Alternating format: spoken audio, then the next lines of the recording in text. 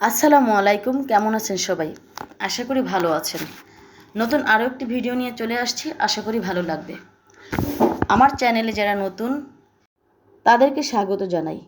Please আমার চ্যানেলটিকে subscribe করে আমার পাশেই থাকবেন। চলুন গল্পে চলে যাই। নিধি আর নিলয়ের সংসার জীবনের প্রায় 15 বছর।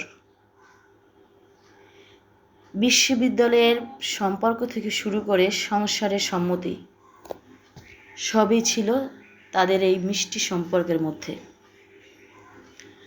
পারিবারিক ব্যস্ততা আর পারস্পরিক ভুল বোঝাবুঝি তাদের সম্পর্কটাকে দিনে দিনে তিক্ত করে ফেলল। নিলয় তার ব্যস্ততার কারণে নিধিকে কোনো সময় দিচ্ছিল না। একসময় নিধি একটি চরম সিদ্ধান্ত নিয়ে ফেলল। সে ভেবে নিল, এমন দম বন্ধ করা পরিবেশ থেকে আমি মুক্তি চাই। হঠাৎ সে একদিন নিলয়কে ডিভোর্স পেপার এগিয়ে দিয়ে বলল, এতে সাইন করে দাও, আমি এ দম বন্ধ করে পরিবেশ থেকে মুক্তি চাই।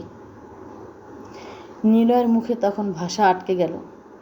সে কি বলবে ভেবে পাচ্ছিল না। সে ভেবে নিল, যেহেতু নিধি মুক্তি চাচ্ছে তাহলে আমার মুক্তি দেওয়া উচিত। সে ডিভোর্স পেপারে সিগনেচার করে দিল।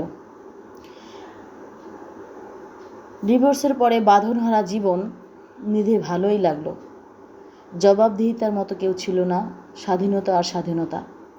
কিন্তু ধীরে ধীরে যখন রাত নেমে আসতো, ঘরটা তাকে মনে হয় গ্রাস করত। চায়ের কাপে চুমুক দিতে সে ফিল করলো যে নিলয়ের সাথে সম্পর্কটা তার ভেঙে দেওয়াটা কি এতই জরুরি ছিল? তার সমস্যা ছিল কোথায়? এই ভুল বুঝে কি সমাধান করে আমরা কি একসাথে পথ চলতে পারতাম? এদিকে নিলয় উপলব্ধি করতে লাগলো, দিন শেষে তার ব্যস্ততা শেষে সে যখন ঘরে ফিরে, তার এ সফলতা উদযাপন করার মতো কেউ ছিল না। নিলয় ফিল করতে লাগলো, নিধির সাথে সে কি কোনো অন্যায় করে ফেলছিল? কেন তাদের এ মিষ্টি সম্পর্কের শেষ হয়ে গেল? দুজনকেই এক হতাশা ধাওয়া করতে লাগলো। প্রায় 6 মাস পরে আদালতের এক অনিবার্য কারণবশত তাদের দুজনের আবার দেখা হয়ে গেল। দীর্ঘক্ষণ দুজনে অনেক কথা বলল। তখন তারা ফিল করলো, আমাদের সম্পর্কের মধ্যে কি ভালোবাসার কোনো অভাব ছিল, নাকি পারিবারিক ভুল বুঝাবুঝি ছিল? আমরা কি সম্পর্ক টিকিয়ে রাখতে পারতাম না? তারা ভাবলো যে আমাদের ভিতরে কোনো ভালোবাসার ঘাটতি ছিল না, অভাব ছিল পারস্পরিক সময় আর সামান্য ভালোবাসার।